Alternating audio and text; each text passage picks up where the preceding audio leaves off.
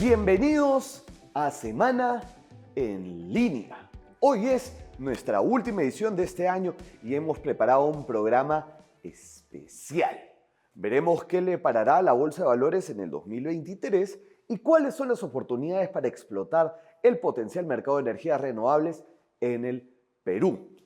Ya saben que si tienen sugerencias o críticas inclusive de cara a nuestra próxima temporada, no duden en dejarnos sus opiniones abajo en la sección de comentarios, como muchos usuarios lo han hecho cuando el programa les ha gustado y bueno, cuando no les ha gustado también.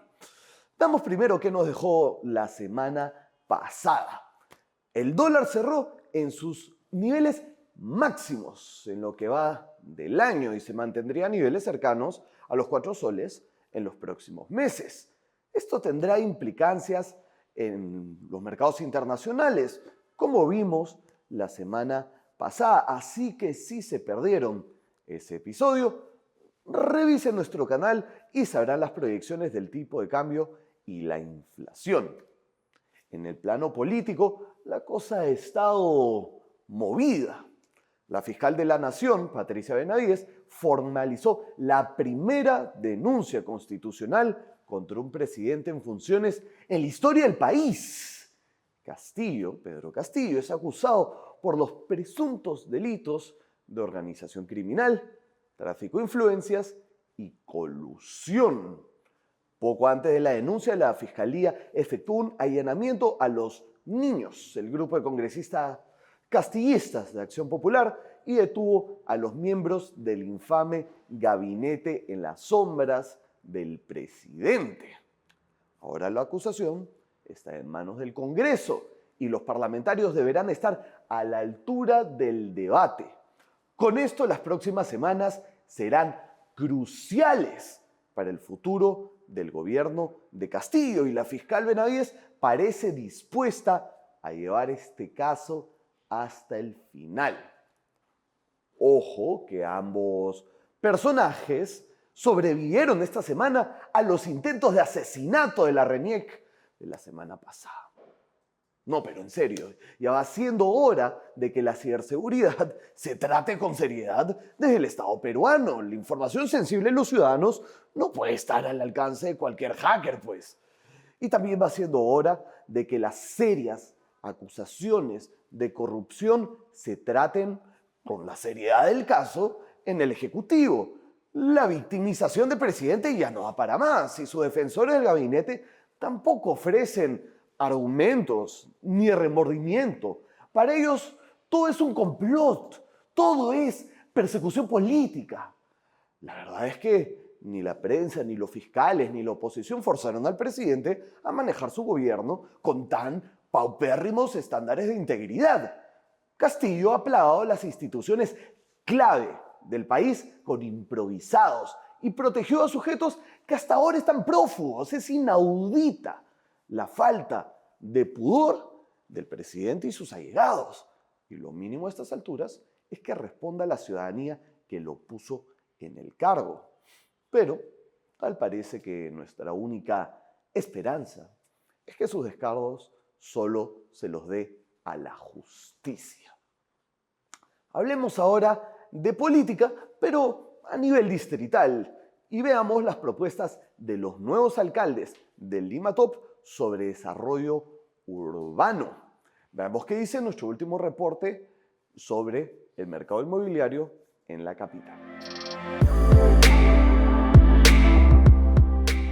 Junto con la elección de nuevos alcaldes distritales, se viene también una reconfiguración del mercado inmobiliario.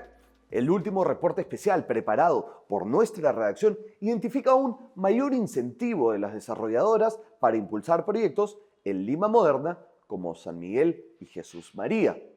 ¿A qué responde?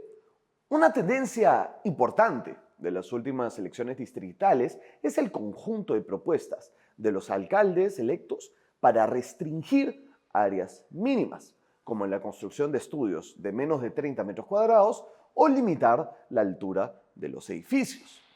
En resumen, Los nuevos alcaldes de los distritos denominados como Lima Top estarán en la búsqueda de reducir la densificación en lo que algunos llaman la defensa de la residencialidad, ya sea a través de la prohibición de mini departamentos o la restricción de la altura de los edificios. Y en los distritos de Lima Moderna, la tendencia es similar. El objetivo urbanístico de los alcaldes es defender las zonas residenciales. Pero de aprobarse, estas medidas van a traer cola en el mercado inmobiliario. Por un lado, la nueva oferta en los distritos de Lima Top se vería más restringida y algunas familias considerarían más bien mudarse a Lima Moderna o distritos con un metro cuadrado más económico. Esto significa menos plata por impuestos y arbitrios y menor financiamiento para los servicios públicos. Pero distritos donde el metro cuadrado está más bien revalorizándose, como San Miguel y Jesús María, por la mayor presencia del retail, podrían atraer proyectos por los populares formatos de 3 dormitorios en 60 metros cuadrados y así salir como ganadores de esta reconfiguración. A continuación, seguiremos hablando de estrategias de inversión, pero ahora desde un enfoque financiero. No se despeguen.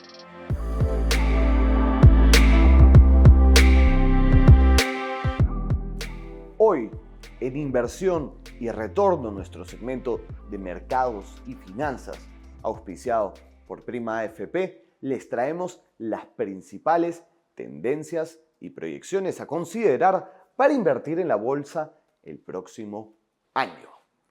El 2022 fue un año de volatilidad para los mercados financieros. Si bien tuvimos un inicio auspicioso para metales y renta variable, la incesante inflación y la incertidumbre internacional ha favorecido a activos como el dólar y la renta fija y ha generado pérdidas en el índice general de la BVL de casi 10% en lo que va del año. Con esta reconfiguración del panorama de inversiones nos toca actualizarnos y saber qué esperar de la renta variable en el próximo año. Hablamos sobre esto con Óscar Corpancho, gerente de renta variable para Prima AFP. Veamos qué nos dijo. Los retornos que tenía la bolsa de Lima para el primer trimestre eran bastante buenos, particularmente por el sector minero y porque, digamos, los metales de alguna u otra forma sirven como cobertura a riesgo de inflación. Sin embargo, hasta cierto punto, en el momento en que estos riesgos de inflación se materializan y se espera digamos, un ajuste en la expansión monetaria y fiscal, que es lo que estamos viendo, dichos metales han sufrido una caída importante y la bolsa de valores, particularmente el sector minero, también, ¿no? Hacia el 2023, claramente mucho de lo que ya está en precios está descontando significativas caídas en los resultados de algunas compañías o algunos sectores.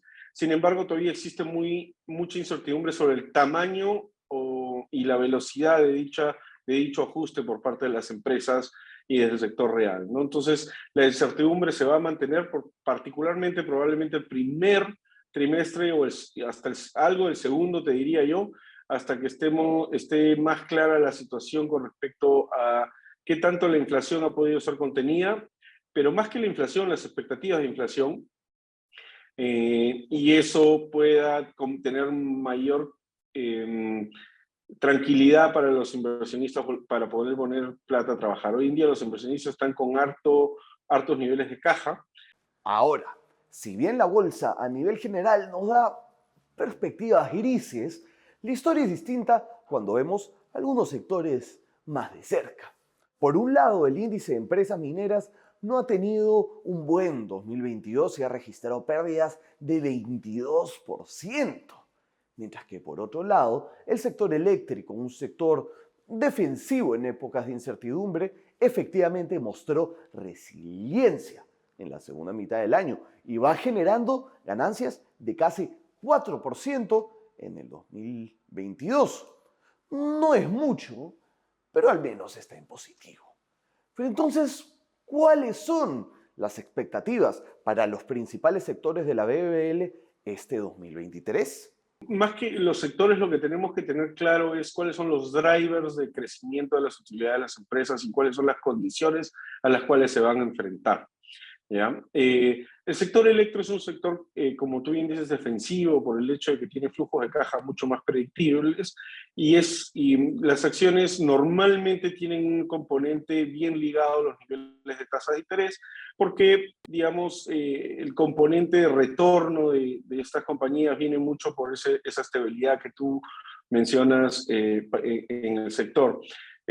Yo espero que las tasas de interés estén más abajo hacia cierre del próximo año y eso debería mantener los retornos del sector eléctrico y del sector consumo bastante estables. La presión de demanda a nivel global va a ir reduciéndose en el tiempo en la medida que los efectos de los ajustes que estamos viendo, no solo locales a través de lo que ha hecho el Banco Central subiendo su tasa de interés, sino a nivel global en los bancos centrales desarrollados, ¿no? Y un segundo tema que es bien importante que tú comentas de las mineras. Las mineras en el Perú han tenido una corrección de corto plazo, claramente por una caída en las expectativas de inversión y las expectativas de gastos en bienes durables, particularmente para los metales base.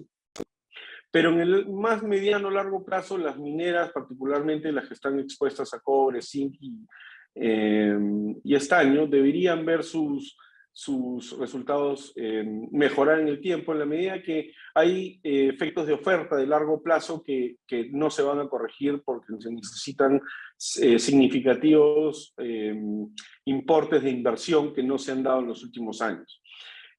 Toda esta transición energética va a llevar a demandas más importantes de algunos de esos metales, particularmente el cobre, y eso debería beneficiar a muchas de las empresas mineras peruanas. Además que muchas de ellas han estado pagando dividendos bien altos porque tienen excesos de caja bien altos por los altos niveles de precios que aún estamos viendo, a pesar de que se hayan caído, siguen siendo altos para lo que hemos visto en los últimos 10 años. Y la otra beneficio que tienen las mineras peruanas es que muchas de ellas tienen costos de producción por libra o por tonelada, como lo quieras ver, bastante más bajos que lo que tienen muchos de sus pares a nivel global. Y eso hace que la generación de caja sea bien alta y en términos de endeudamiento no están endeudadas importantemente. Entonces, los excesos de caja normalmente regresan a los accionistas. Entonces, yo pensaría que la BBL va a tener retornos diferenciados en cada uno de los sectores con distintos drivers, pero no deberíamos ver mucho más golpe con respecto a lo que ya hemos visto en los últimos meses. Tal como podemos ver, el 2023 nos abre un abanico de posibilidades de cara a generar alta rentabilidad. Las opciones están ahí, solo es importante estar atentos y analizar de manera fina para poder detectarlas. Dicho eso, vamos ahora a nuestro siguiente bloque, donde descubriremos cómo la tecnología está logrando que las energías renovables sean una realidad en nuestro país. Quédense con nosotros.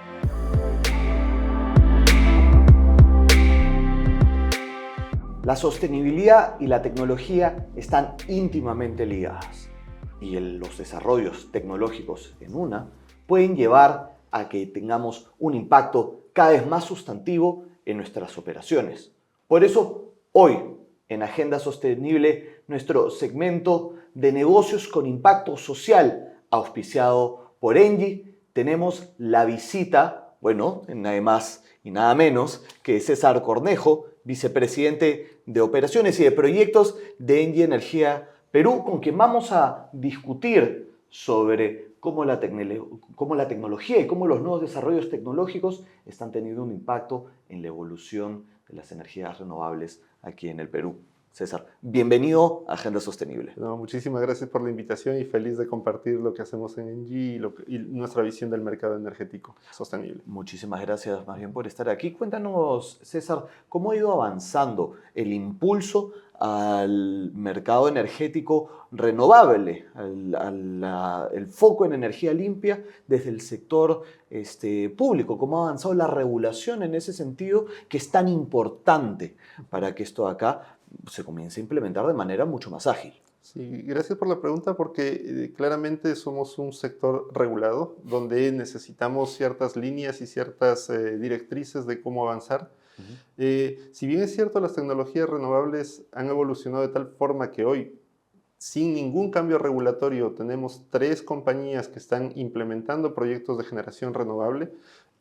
Sí vemos que en el mediano plazo la regulación debe ir más por regular servicios complementarios para hacer que más renovables ingresen al sistema, pero no de promover la renovable per se. La renovable per se ya está aquí, Ujú. está ingresando al mercado peruano y sí necesitamos cubrir algunos vacíos o problemas que puede generarse la penetración de renovables en el Perú. Cuéntame qué nuevos desarrollos tecnológicos están habiendo dentro del mercado de renovables que están permitiendo en todo caso que esta implementación sea cada vez más generalizada. Bien, las renovables en general tienen la doble ventaja de escala. Hay Ujú. muchísima demanda por paneles solares o turbinas eólicas. Crecen en escala, crecen en demanda y eso hace que los fabricantes de estos equipos, que son los más importantes en las plantas renovables, hagan eficiencia de economía de escala, eficiencia tecnológica también. Son más eficientes, son más grandes y eso hace que el precio final de acceso a la tecnología se reduzca.